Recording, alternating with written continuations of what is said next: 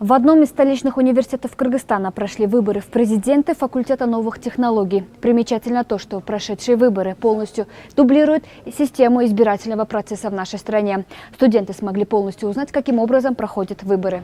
Инициатором этого мероприятия стала Центральная избирательная комиссия Кыргызской республики. Совместно с одним из университетов города Бишкек был организован процесс выборов президента одного из факультетов. На данный момент Точнее, неделю назад мы договорились с членами АйФИС, назначили план, что когда будет.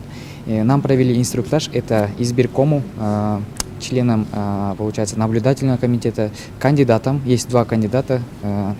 Членов избирательного комитета для предстоящих выборов отобрали по результатам тестирования, который состоял из нескольких вопросов, таких как опыт участия в настоящих выборах, возраст и желание. По словам организаторов, опыт проведения такого рода мероприятий положительно скажется на будущем студентов, так как именно молодежь способна повлиять на исход голосования. Студенты, отобранные для избирательной комиссии, считают, что самое главное в этом процессе – это интерес к происходящему, а также они начали уже понимать, какого рода недостатки возникают во время выборов в стране.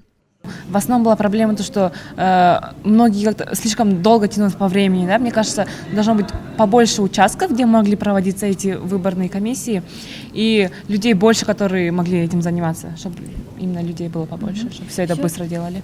По словам самих студентов, принявших участие в выборах, необходимо ввести систему электронных выборов, так как очень важным фактором неполного участия населения в голосовании является пассивность. По их мнению, доступность принятия решения и возможность сделать свой выбор, не выходя из дома, может в разы облегчить работу избирательного комитета, а также это будет доказательством прозрачности процесса. Мерим Кубанычбек, Арстанбек Дукуев, Новости Ошпери.